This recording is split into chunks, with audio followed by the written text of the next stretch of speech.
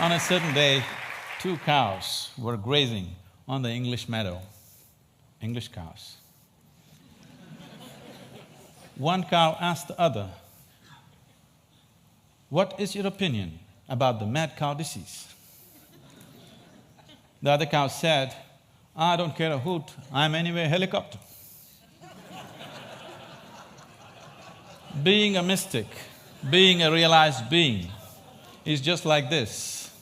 A cow realizing that it's a cow and it becomes a celebrated cow. Holy cow, isn't it? Is it that simplistic? So let me tell you my story. So as a child, one thing that I realized was that I was utterly, absolutely ignorant. And everybody around me seemed to know just about everything. I did not know anything at all. So because I did not know anything, I had to pay enormous attention towards everything.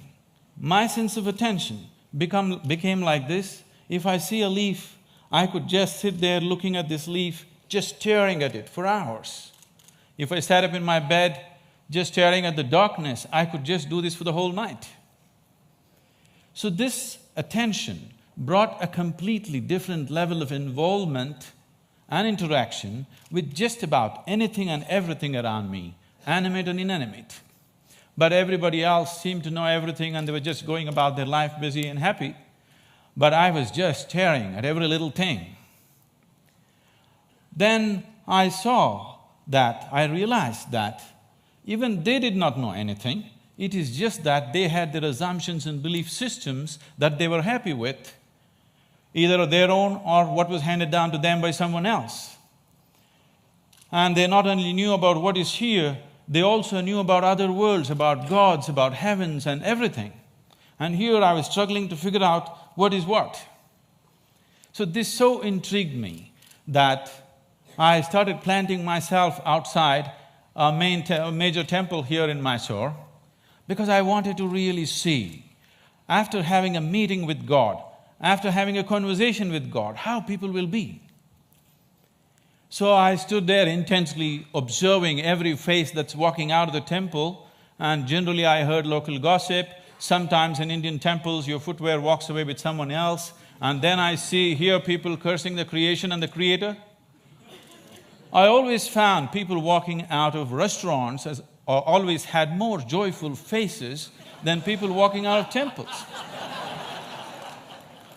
Divine versus dosa. Dosa seems to win. I could not come to terms with this, and so I slowly became more and more and more skeptical about everybody and everything around me. Skeptical about social structures, political systems, religious beliefs, even scientific theories, because none of them match with my experience of life. On a certain day, I started moving towards Chamandi Hill. You must see this place. And there is a tradition in Mysore. If you have something to do, you go to Chamandi Hill. If you have nothing to do, you go to Chamandi Hill. If you fall in love, you go to Chamandi Hill.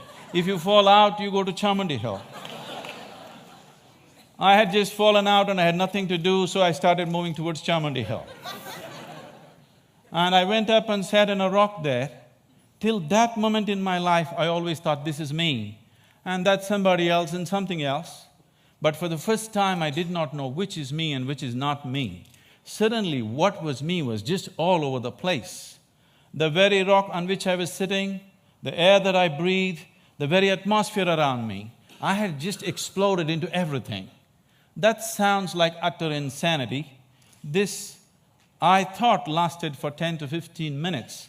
But when I came back to my normal consciousness, I was about 4.5 hours. I was sitting there, fully conscious, eyes open, but time had just flipped in my experience. For the first time in my adult life, tears were flowing down, and I've always been peaceful and happy, that was not an issue, but here I was drenched in a completely different kind of blissfulness, every cell in my body bursting with ecstasy. When I shook my head and trying to get some logical explanation for what's happening to me, The only thing that my very smart mind could say was, maybe I'm just going off my rocker. This experience, as it deepened and it started repeating itself, if I just sit here, what is moments for me seem to be hours for others. I think it's a minute, hours are gone. On a certain day, I happened to be sitting in a certain place. I actually thought it's about 25–30 minutes, but when I came to my normal senses, 13 days had gone by. I was sitting right there.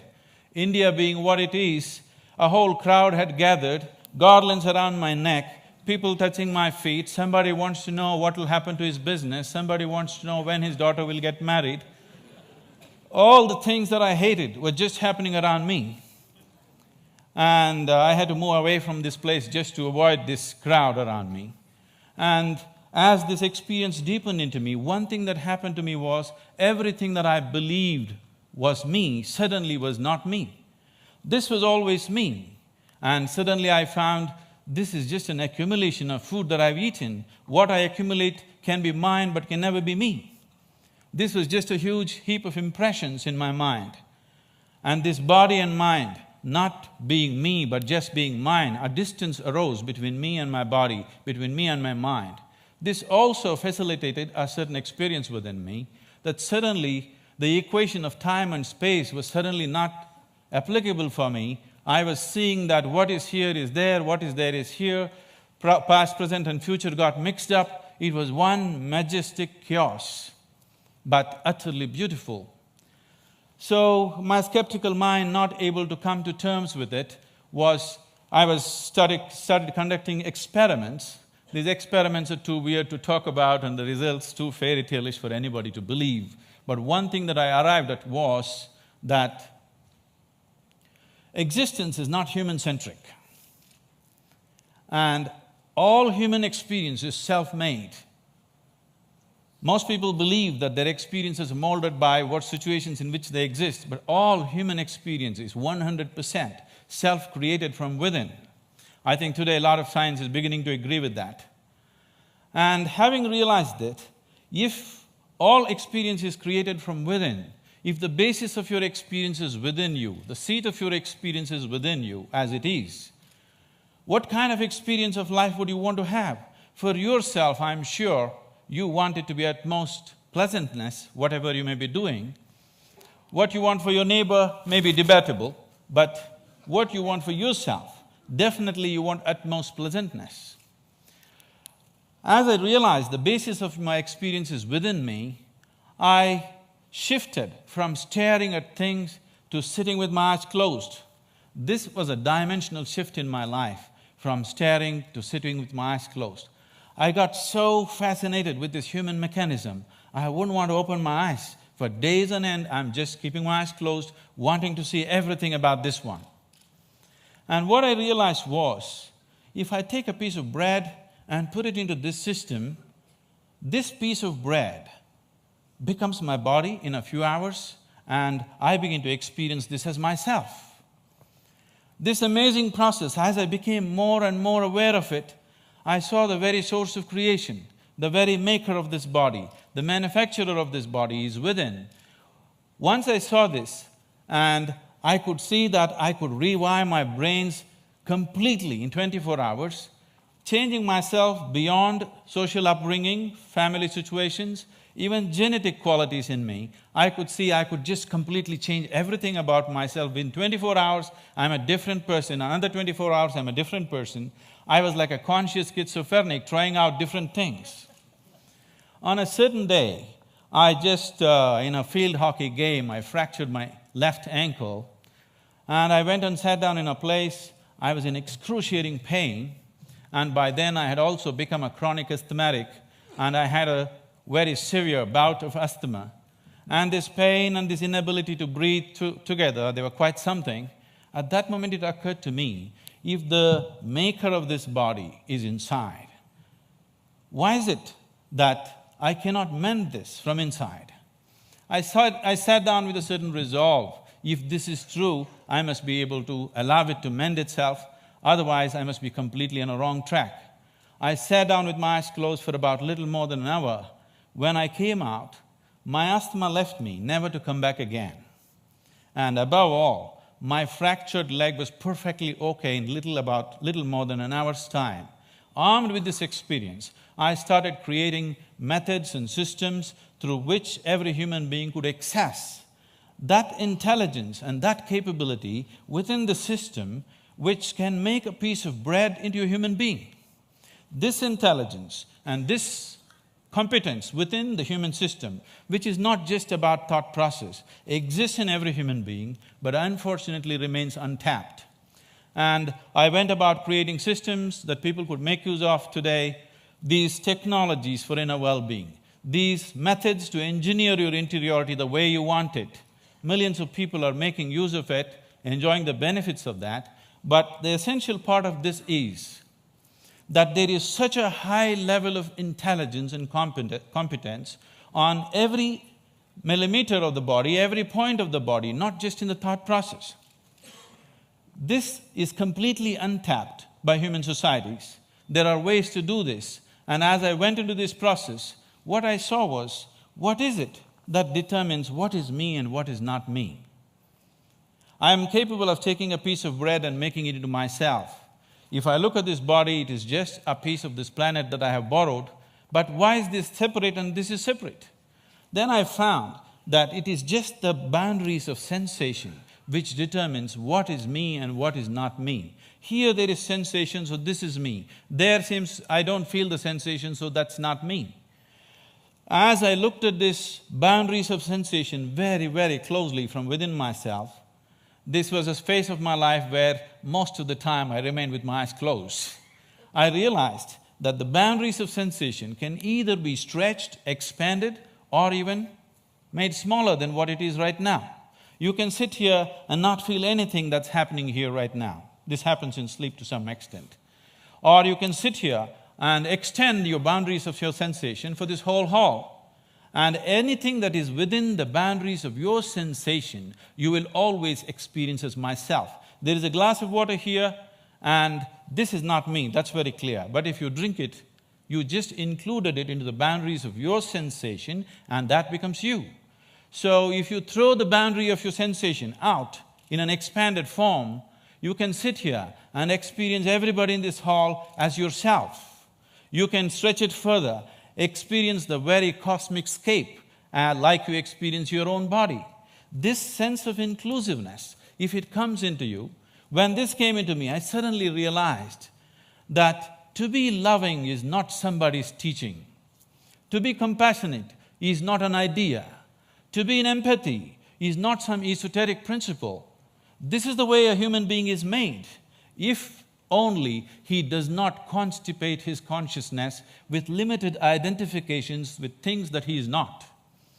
If you do not identify with anything that you have accumulated over a period of time, including your body and mind, every human being is capable of this. When it comes to external situations, each one of us are differently capable. But when it comes to inner situations, every one of us is equally capable. No human being is better endowed than the other when it comes to the inner realm. It's only in the external situations that we are all differently capable. If this inclusiveness enters human life, if you can sit here and experience people around you as yourself, I don't think I have to teach you to be good. I don't think I have to teach you to love. I don't think I have to teach you to care, because caring for this one is very, very natural. This is ingrained within the very nature of the existence.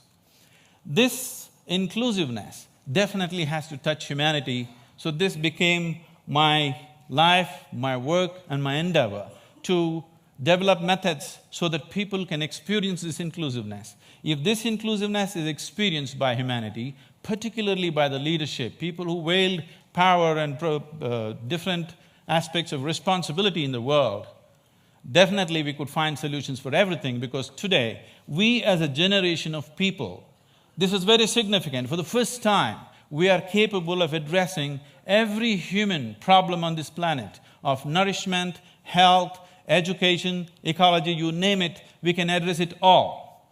We have the necessary resource, capability and technology for the very first time. But are we going to do it simply depends upon how inclusive is our experience of life. If you stand here and you experience this planet as yourself, I don't think I have to tell you, take care of it. Every human being would do his best. When we do not have this inclusiveness, what we could do, we will not do. In our lives, if we do not do what we cannot do, that is not a problem. But if we do not do what we can do, we are a disaster.